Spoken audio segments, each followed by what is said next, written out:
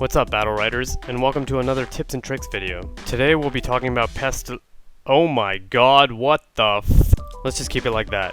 Anyways, today we're going to be talking about PESTILUS, Lord of the Swarm. If sitting at range and healing allies while also dealing tons of damage is your thing, then PESTILUS is for you. As usual, we'll go over his Battlerites quickly, and then we'll move on to the tips and tricks. For round 1, I like to take Colony.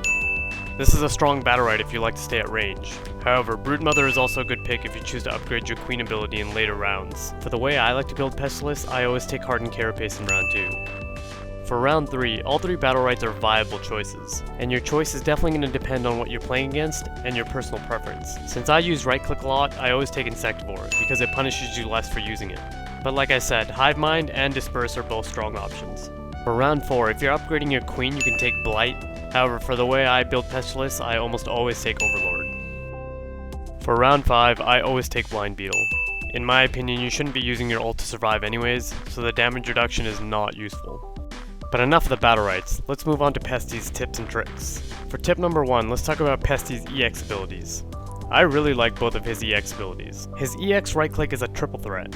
It pushes enemies back, roots them, and also applies Moth, which does damage over time and also heals you. Simple, yet effective. Pesti's EXE is where you can have the most fun. After you mind control someone, you can lead them in the direction you choose. It's like a panic with directionality. Use it to pull enemies into your allies, or you can use it to pull enemies away from your allies and also the orb. You can also lead them into your Queen area of effect, and set them up for huge combos if your teammates are paying attention. Tip number 2 is all about health management. Unlike other supports, Pesti has to keep a close look on his ally's health bar but also his own.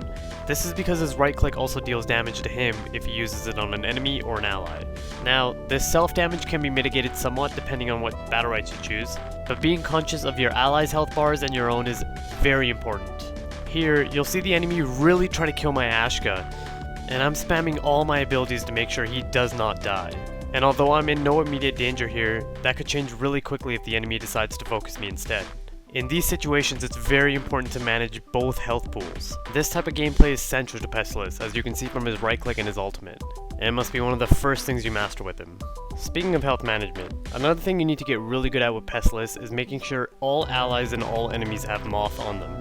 Moth is very easy to apply, all you have to do is left click someone. And on allies it will heal them and yourself, and it'll damage enemies and also heal you. That's a win-win-win with all the boxes checked. So if you see an ally or an enemy that does not have the Moth damage over time attached to them, find a way to get it on them. Trust me, it'll help in the end. Tip number 3 is a very short one. Getting the orb is really simple and really easy with Pesti. All you have to do is left click it twice and then right click it once. That's 50 damage, burst damage, easy. For tip number 4, I'm going to talk about Queen placement.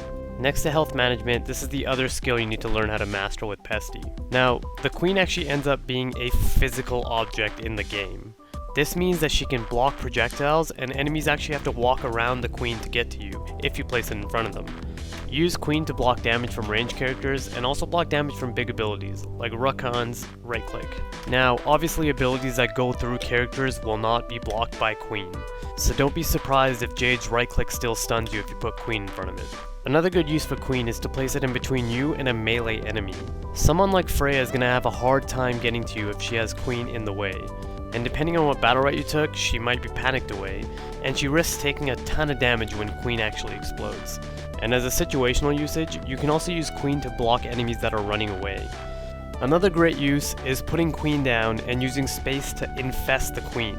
This way, you can wait out sticky situations and also dodge ults pretty easily. And actually, now that we're on this topic, using your space properly is also really important. Using space on an ally before they use a movement ability is a great way to get some mobility out of a relatively immobile character. And honestly, using your infest to wait out some busy fights is a great strategy with Pesti. Because if an enemy decides to stick on you, you don't have a lot of mobility to deal with it. And honestly, if your cooldowns are down, you're basically dead anyways. So having some outs as PESTILUS is always nice. Anyways guys, that's all the tips I have for you today. Please let me know what you thought of the video in the comments below, and if you enjoyed the video, feel free to like and subscribe. Again, I hope these tips help you out. Thanks for watching, and I'll see you in the arena.